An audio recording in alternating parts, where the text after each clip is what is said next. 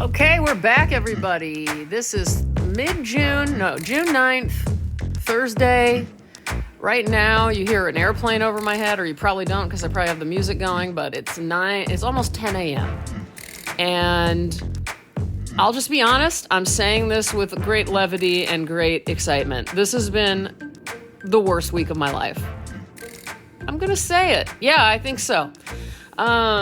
So I've recorded throughout the week. There's one recording I'm going to apologize right now. Horrible audio. I don't know what happened. I apologize, but I'm keeping it in. I'll see what I can do to kind of make it sound better, but I don't think there's much that I'm capable of. But anyway, I'm here again. I've checked in with you guys, so I've done my part. Have you done yours? What have you been doing? What have you done for me lately? What have you done for me lately? Do, do, do, do, do. Ooh, yeah. Anyway, hi, and it's good to be here. It's good to be back. And you're going to hear all about my week. Long story short, right, I am in a hotel. Not currently. I'm not in the hotel anymore. I'm now in my house kind of supervising people working on my plumbing. Couldn't have nicer people working on my problems, but still, this isn't my idea of a good time. And I'm under the gun with a deadline, and I'm not able to work. So it's kind of killing me. And this is the whole reason I'm trying to not have deadlines and trying to space everything out more and not have to work like this.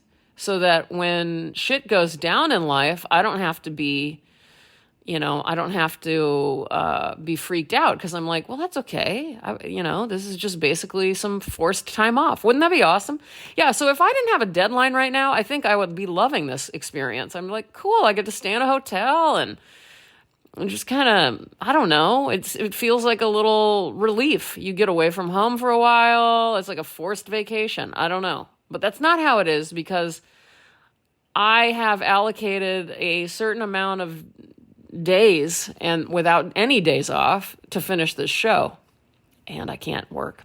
Anyway, you guys don't know what I'm talking about yet, but long story short, the power line, the big pole that holds up the power line nearest to my house, they put it on top of the plumbing the pipes that lead to the city sewage when they put it in. So it's been slowly crushing my pipes, which is why I've been having plumbing issues ever since living in this house. So when my plumber figured this out, it was after hours the other day, after many, many attempts to figure this out. Then he figured it out, and shout out to Aaron. Love you, Aaron. Then we had to find emergency numbers for city sewage, city power, PUD. Everybody's out. All week long, there have been a ton of, or actually for 3 days now, there have been just like a whole squad of city workers with cherry pickers, and they're like, anyway, yesterday they had to completely take down the pole, chop down the pole, put up a new one. The whole neighborhood was out of power all day. So that's what's going on. Developed a sinus infection along the way, have bad blood test results. You're going to hear all about it. So I shouldn't give it all away. That's quite the tease. Anyway, I know I'm miserable, but listen, life's really getting me down. This is not my fault. This is not just like, oh, I'm kind of feeling like I'm just going to choose to be in a bad mood. No, this is beyond that. This is, I don't know who does that. I'm going to choose to be in a bad mood today. I don't know what I'm comparing myself to. Oh, life. Why life? Anyway. All right, we've all been there. We've all been through too much in the last few years anyway. So everything just feels harder all the time. But, I have laughed a lot. I've laughed. It is comical, the whole thing. So I'm making the most of it. And I'm trying my best. So I love you guys. There's going to be a lot more to come, and I'll talk to you at the end. Who else has discovered the frightening truth that so much that seems normal and acceptable in your life is only that way well, wait, is no longer that way when it's in your past, then you're like, what? That shit was crazy. And then you realize that you just accepted something absolutely wildly horrible. My hands up. Both my hands are up. Anybody else out there come to that realization? It's a weird one because, yeah, you think you're living your best life. You think you're wise, and then you realize, oh God, what was wrong with me? And also, how long are we going to be feeling this? How long is this going to keep happening?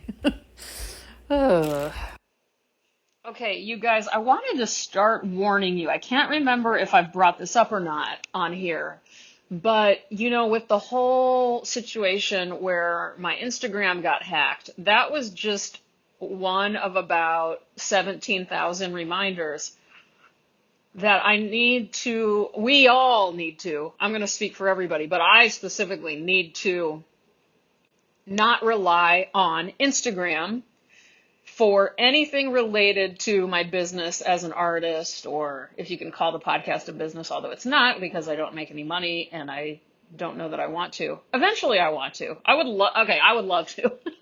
You guys convinced me. You twist my arm. So anyway, it's just not a good idea. After and you guys have probably been the same as me, where after I got hacked, it seems like everybody, I would say like 5% of the people I follow all also got hacked. And they all had to get new accounts because, again, I got so lucky that I basically, I don't know, convinced my hacker, where was he from? I can't remember, somewhere in Africa. But anyway, convinced him that he loved me, and he let me buy my fucking Instagram account back, which is so wild because that was not his goal. It was so weird. This whole thing was so weird. Anyway, I saw other people like that illustrator Lisa Congdon, I think her name is. She talked about this about maybe 8 months ago on Instagram, where she realized, Instagram does not care about anybody on its platform. And, they own your images if you post them on there anyway, which is terrifying, the amount of damage they can do. And I guess Facebook too. I don't know anything about Facebook, but aren't they the same?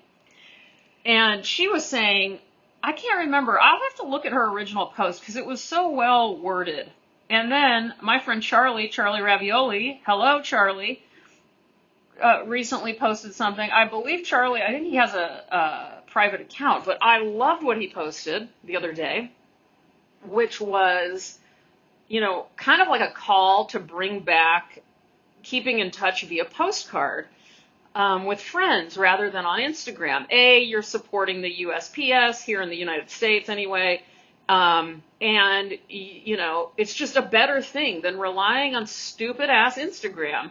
And so anyway, I recently started the blog section of my website, which is under news. It started as news because that's where I was intending on always putting up, whatever shows I have up, which I never updated regularly. But my new goal is I will be slowly migrating over. And so I've started the process. I've updated I'm going to call it the blog. What should I call it? Blogger news, you guys? I have no idea. Maybe I should just call it a blog.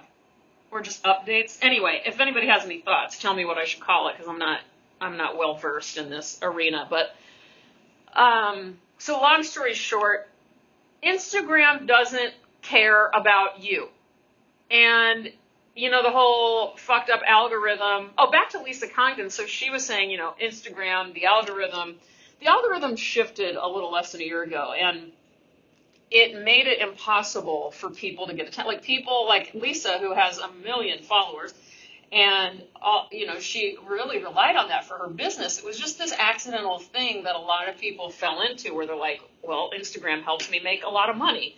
And she's not an influencer, she's an illustrator. And then, she noticed when the algorithm shifted, she went from, let's just do a funny thing. Let's say 50,000 people liked her posts, which is a lot of people. And then it went down after that algorithm shifted again, which they always shift it. All of a sudden, only 500 people were seeing her post. It was something that severe. Now, since I do have my shop on robinoneal.com/shop, which I try to do launches a couple times a year now, even though my book is always available on there and some stickers and some fun shit. But I ended up really, to be honest with you, that really helped supplement my income. During COVID, where I can't travel, I often, make a good deal of my money lecturing and touring around doing shit, whatever that is, like, university visits, museum visits, and couldn't do that during COVID. And also, anyway, and the shop was so well promoted on Instagram, and I have to give myself credit. I'm not bad at that kind of shit. Like, somehow I'm good at knowing how to get people's attention on there. Again, I have very few followers. I only have like 8,000 followers, but I think they're like genuine followers. You know what I mean? Well, I don't know. This is an exhausting conversation for me, but long story short, I'm looking forward to migrating over to my blog on my website.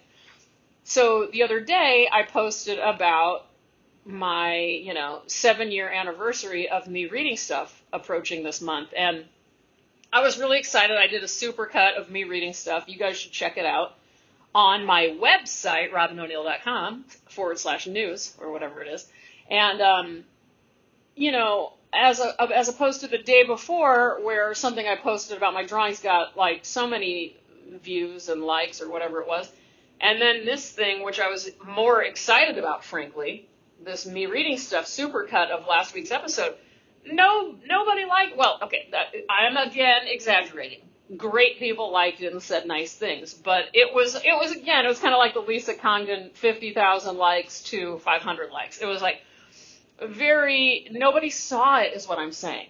So if you rely on the stupid social media site that doesn't care about you, it's just not right. Like, I would rather have, I can't beat that kind of exposure. I'm not going to have the possibility of 8,000 people looking at my website every day, where I have that as a possibility on Instagram.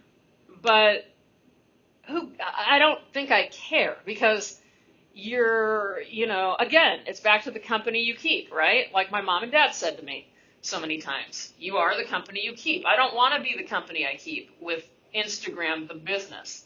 So anyway, and I think a lot of us should. And I just loved what Charlie Ravioli said, which was, what's the difference? It's so much more genuine and lovable.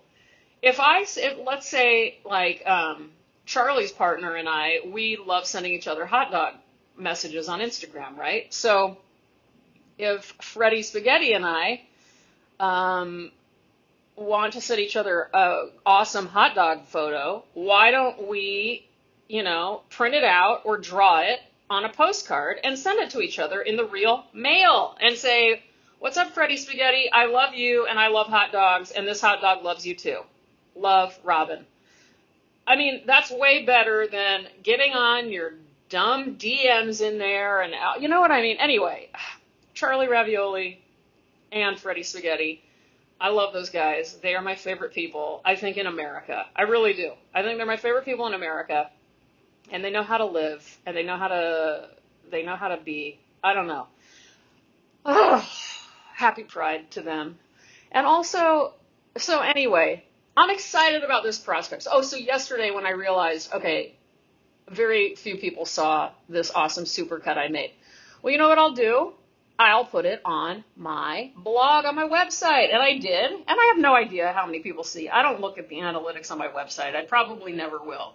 I think if I get into that mindset, that's going to be weird.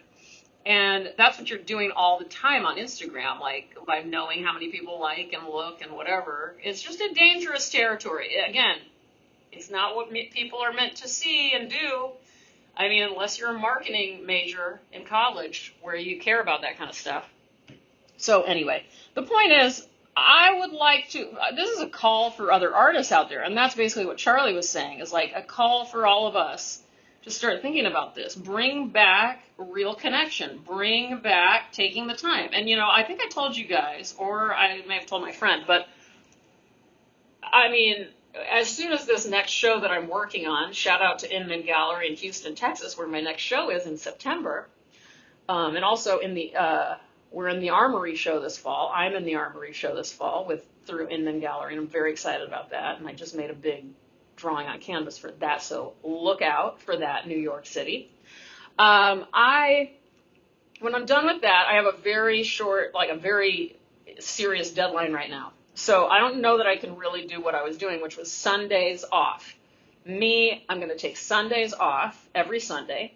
And one of the things I want to do on my Sunday away from the studio is my correspondence day. So that's when I would write a postcard to Charlie, or, and I even have a section of my yarn room set up for it already. So I have something going for Stephanie Gehring, the great poet who we know on this podcast. You guys know how to follow her online. I've talked about her many times, but I'll put a link in the description here for Stephanie Gehring. And also, check out the episodes where I've read her poetry on here. I think she's one of the greatest living poets alive. And you're going to be lucky to be in on this early because, big things, like long-term, this is like long-term, people will know her work forever kind of stuff. So get in on that, and happy Pride to Stephanie as well. So I'm just saying we got a lot to improve upon, and we can do so in the most, lovable, loving, cute, sweet ways. Back to basics. Imagine you're living in a different time period. I love that. I always pretend like I'm living in 1992 or 96. 96 would be good, I feel. 96, I was in college, my first year of college. I got into college in 1995, East Texas State University, Commerce, Texas. I loved it. I loved it from the minute I visited with my parents. I loved it. And I live in a town now that feels like the Washington State version of that, although it's not even a college town. But Commerce, Texas didn't even feel like a college town either. I mean, there was nothing, I'm not going to say nothing special about it, but there was nothing collegiate about it, that's for sure.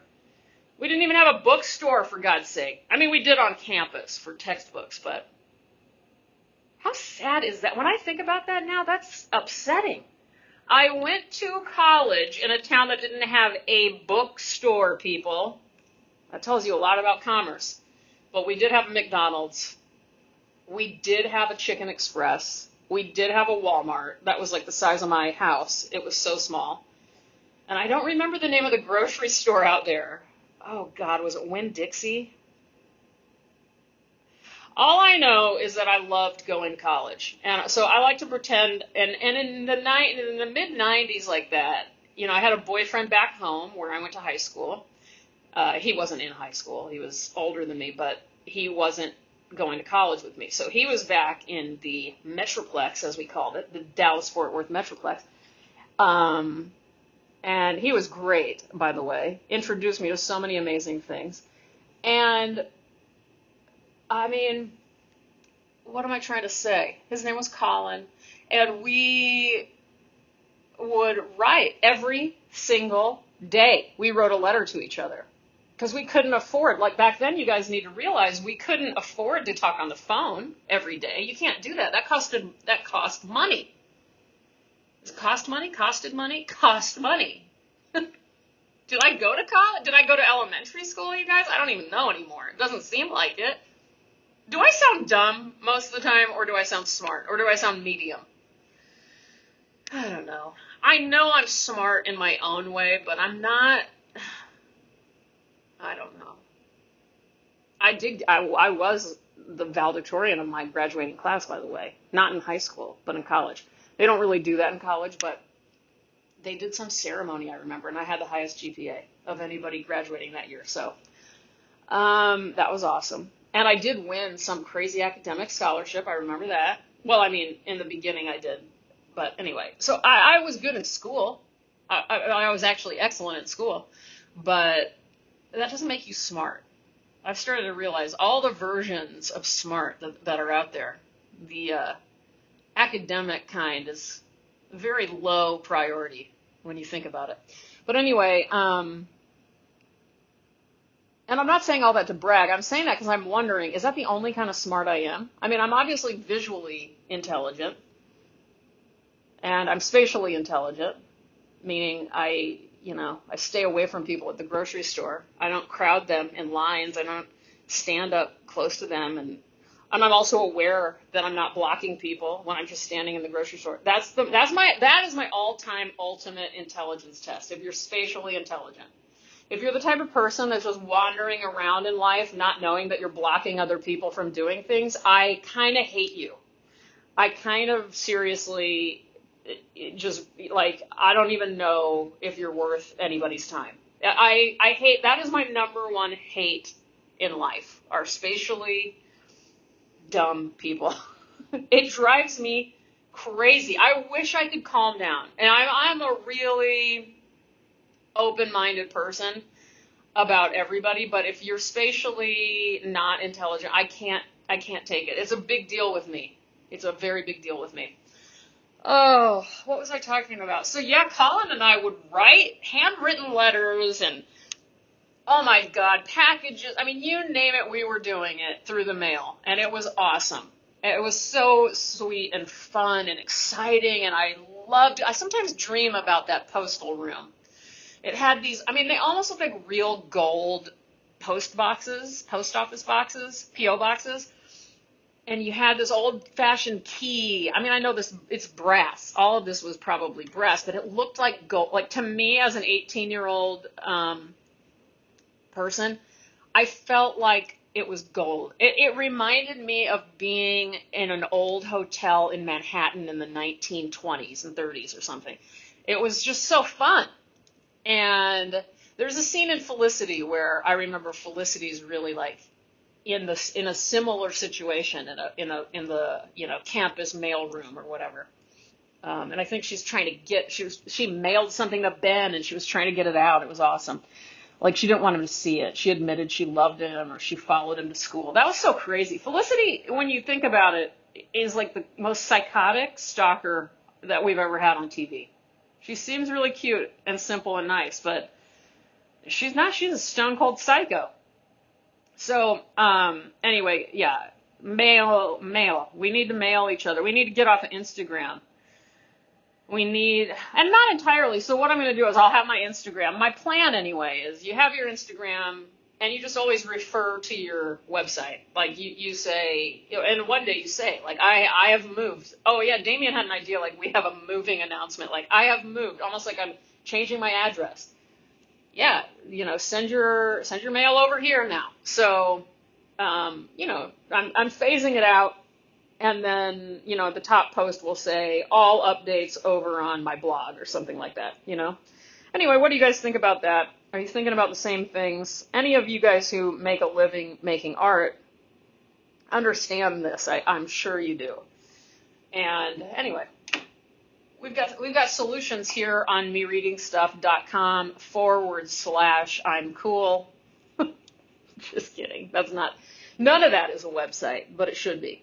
And that is actually a Damien quote. Last night, I don't know what he was saying. He was saying something. He was helping me with this thought process about my website, something about my website. He said, robinoneal.com/I'm cool.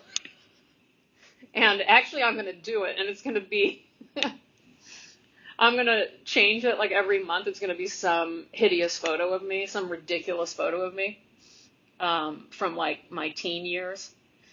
We'll see. We'll see about that. robinoneal.com/I'm cool. I'm going to create that very soon. So, alert the media.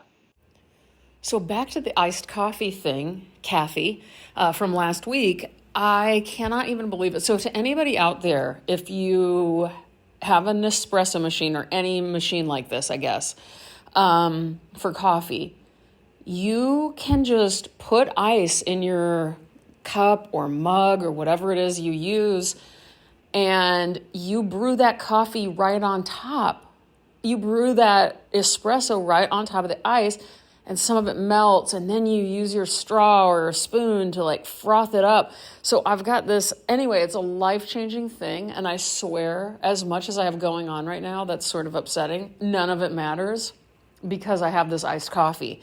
And the sound that the ice cubes make, listen. Love it. It's beautiful. There's this foamy froth. There's ice. I've always loved ice. When you live in a warm climate like Texas for so long, you're just obsessed with ice. I remember that being the biggest thing. As a Texan university student, East Texas State University, I remember when I went to British Studies and did a semester in London, that was one of the first things you hear. Does anybody have this experience as an American when you go to Europe for the first time?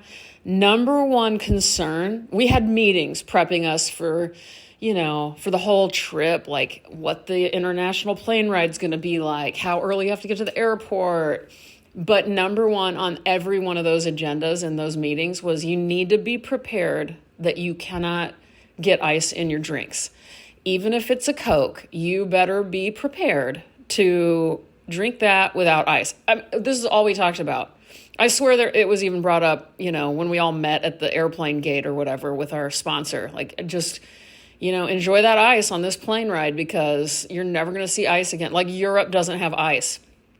And it was true, though, I have to say. I don't know if things have changed. I don't remember really thinking about the ice. But when you're a first-time Europe goer as a kid or a young person, that is the thing you learn, is to just prepare to not. So I have this huge appreciation for ice, and especially maybe that was a Texas thing because Texans we need ice to survive, basically.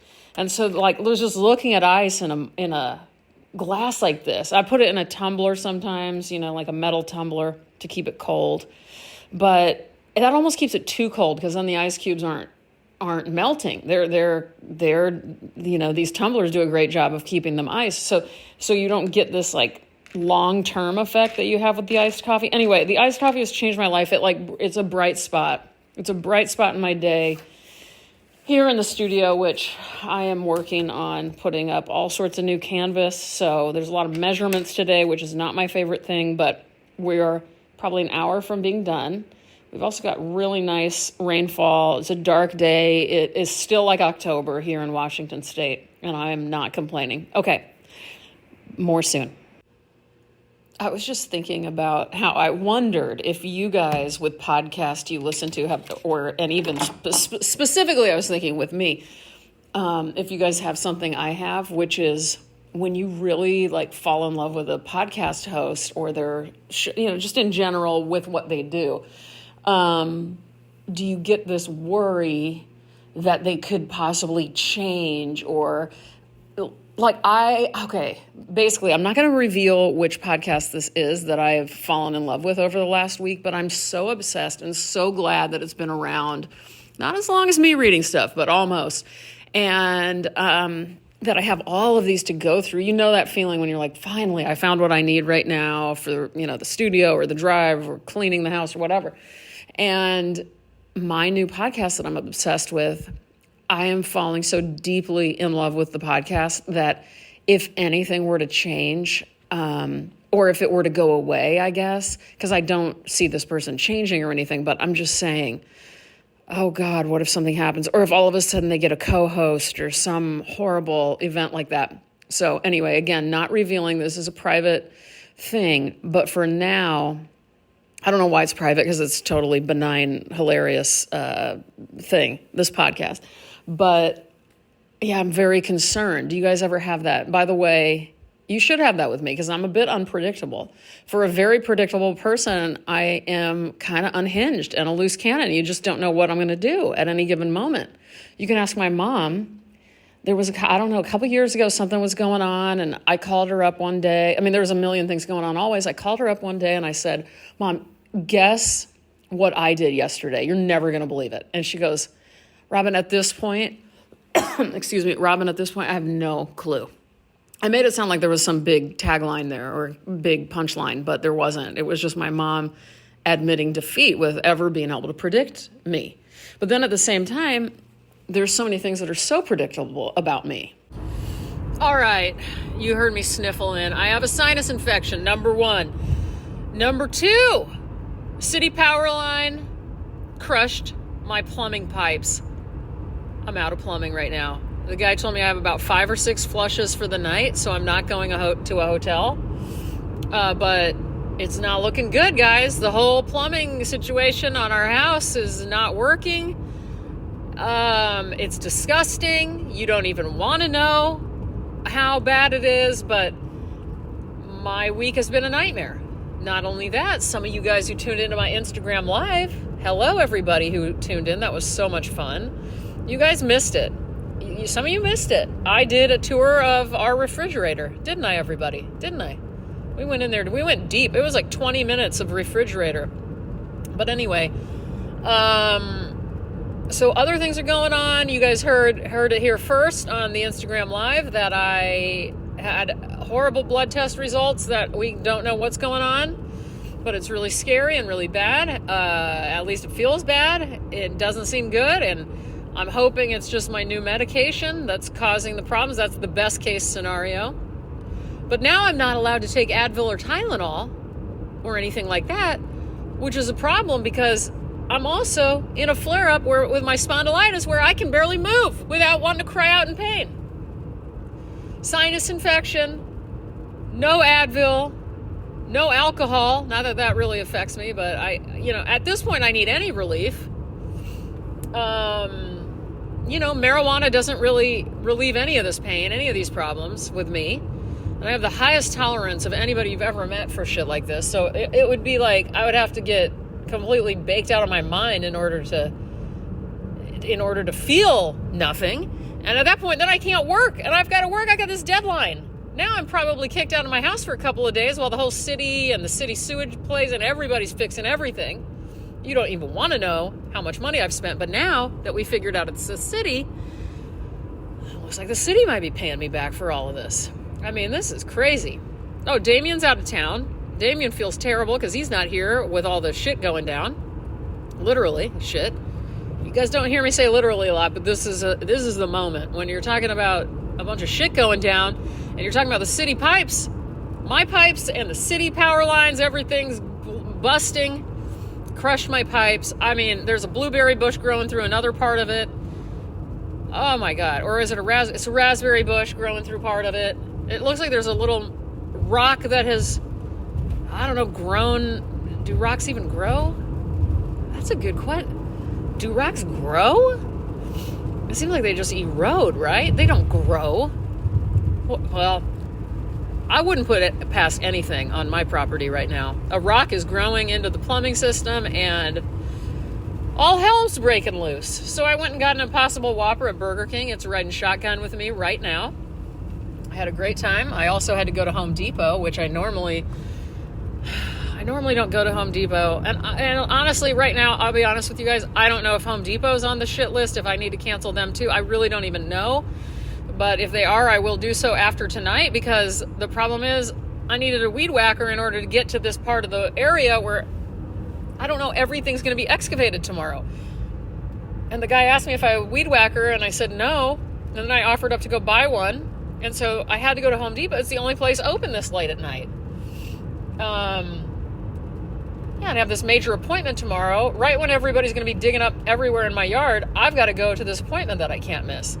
So I'm going to have our house unlocked for the plumber and a whole bunch of people running around doing all this shit.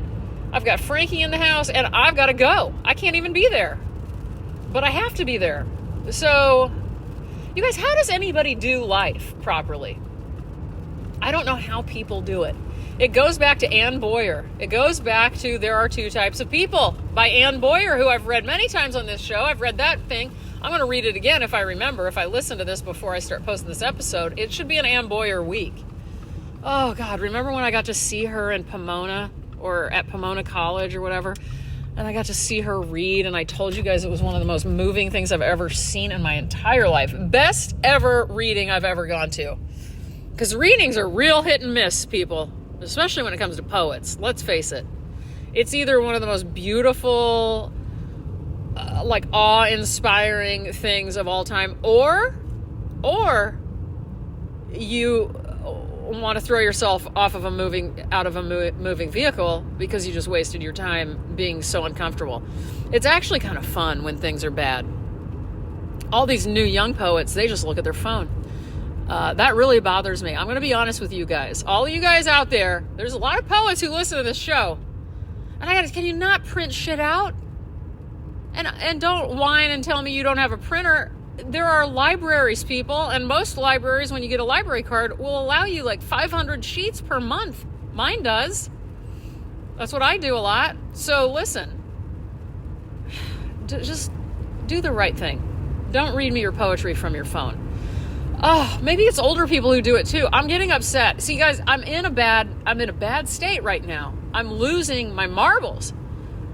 When there was a little start to this before Damien left, and he was like, I'm going to have to check you in a mental hospital. I actually hit my head against the wall several times. And I wasn't joking. It was actually a serious moment, like a frightening moment. The last time I did that was when I thought, or actually it did happen, when my cat Kenny ran out of the house and I didn't know it. And she'd never been outside since I had her as a kitten. And she was lost for 3 or 4 days, and it was the worst. Oh my God, I can't even think about it without almost throwing up. Anyway, I was hitting my head against the wall really hard, seeing stars, and I just did it again. So that's what's going on. But the plumber is nice, the plumber who discovered all of this, and he even gave me a hug.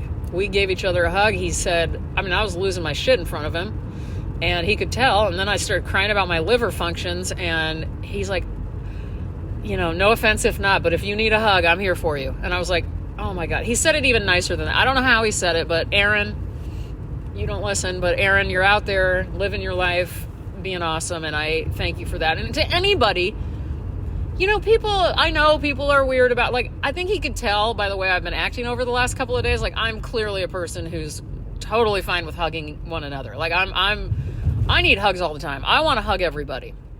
Not everybody, but a lot of people. A lot of people I want to hug. I've told you, though, the fatter the better with the hugs. I would prefer to hug large people, okay?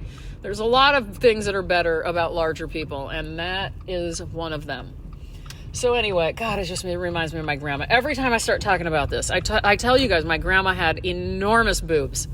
And, just outrageously big. And she was a little bit round herself as the years went on, and hugging that woman was the greatest. She smelled good. She felt good. She was my hero. She'll always be my hero. And I wish I had so much more time with her. Luckily, I was in my late 20s, so I got her for a long time. But it should have been longer. It should have been a lot longer. But there was something in her house that gave her cancer. That's the scariest thing too. You just don't know what you're living with. You guys, I can't live like this anymore, knowing how much danger is around every corner. All right. I gotta take a breath. I can't even breathe, but I am gonna breathe in order to inhale this Burger King. Okay, I love you. Bye. Okay, so we're gonna be celebrating Pride Month. We're gonna be reading an LGBTQ poet named Elsa Gidlow. She's also a philosopher. Now, the thing is that I love this. Being on the list at poets.org, where you get, your, I think, daily or weekly poem a day. So poem a day, which is, I guess, through the Academy of American Poets. And you can sign up easily on their website, which I highly recommend. So the other day, Sunday, and I read these every time I get them, and I'll be honest, I've said this before, they're not supposed to be for me, so, they're for everybody, so of course, we all have our own preferences, but it's very rare these days that I get moved by one of these and curious about whoever the writer is. But this one that came in on Sunday, by Elsa Gidlow, definitely intrigued me, and I liked it, and then I read her bio, which said, Elsie Alice Gidlow, born on December 29th, 1898 in Hull, Yorkshire, England, was a poet and journalist. She was the author of many titles, including On a Grey Thread, believed to be the first collection of openly lesbian love poetry published in North America. and she died in June of 1986. So then I kept doing a little research. I mean, nothing, I haven't had time to like fully dig in, but I cannot wait to buy and read Elsa. I Come With My Songs, the autobiography of Elsa Gidlow. This was published in 86, and it is said that it is, what did they say on here about it? Well, that it is the first complete life lesbian autobiography published where the author outs herself and does not employ a pseudonym. So what a relief is that? I mean, how many times for those of us who read autobiographies of people known to be, LGBTQ, and they just had to put initials and they had to fake their names. So it's sorry about that email noise. I'm waiting. You guys don't even want to know what I'm in the middle of right now. Earlier in the podcast, I probably will have did talk about, I don't know, since I'm doing these in chunks and in collage form, I don't know what I've said to you, but long story short, I'm waiting for my plumber to call, and it's a big deal. So Elsa Gidlow, I'm a fan already. I read as much as I could about her briefly throughout the week, and I want to get into it, and I want to know if any of you guys have ever read. I mean, I have a huge LGBTQ plus listenership, which of course I'm so happy with. And of course, it makes sense since I support the Trevor Project and all sorts of other things that are supportive of LGBTQ rights. And it's a big, big deal on this podcast, and it has been since the beginning, as you know. And so I'm honored to be able to celebrate this month with you all and to become friends with so many of you. And, it's always been a big deal to me. I've always been in every single club you could get into at every school I've ever been in, even when there was like 2 of us in high school. Another club I was in, I don't know what we called it, but it was, it was basically the gay club back then is kind of what you called it. And there was only one out gay boy in our high school. And he and I were obviously like really close and had so much fun together. Anyway, the thing is that we're reading Elsa Gidlow right now. So why don't we get to it? Where are we? Okay. Of a Certain Friendship. Odd how you entered my house quietly left again. While you stayed, you ate at my table, slept in my bed. There was much sweetness, yet little was done, little said. After you left, there was pain. Now there is no more pain. But the door of a certain room in my house will always be shut. Your fork, your plate, the glass you drank from, the music you played, are in that room, with the pillow where last your head was laid. And there is one place in my garden where it's best that I set no foot. There you go. This poem is in the public domain, just an FYI, but it appeared in the book On a Gray Thread, published in 1923. And the photo I found of her is badass, man. She's got some amazing necklaces on, and her hair is done in this really beautiful way, pulled back from her head. Her face is awesome. Everything about it seems awesome. I also looked up some images of On a Gray Thread and what it looked like when it was first published. It's so beautiful. Okay, you guys, that's it for that. All right, you guys, I guess this is the end. I appreciate all that you are, all that you do. I really appreciate you listening. If you can, go ahead and rate and review this podcast, especially if you like it, on Apple Podcasts or Google Play or wherever you do that. God bless all the plumbers. God bless working indoor plumbing. I've always said indoor plumbing is my favorite invention. Every time somebody asks, which is so often about my favorite invention, it is working indoor, or just indoor plumbing, not working indoor plumbing. Although, yeah, working is preferred. So hug each other like Aaron hugged me. Sorry for the bad audio. Sorry for the high-pitched freak-out voice, my sinus voice, all my voices this week, none of which were good. Wear comfortable shoes. I learned that later in life too, and it's not worth it wearing those thin ass sandals. Get cozy. Attend to your nightstand and attend to your desires. I love you guys. Pray for me. Pray for you. I love you. Mwah.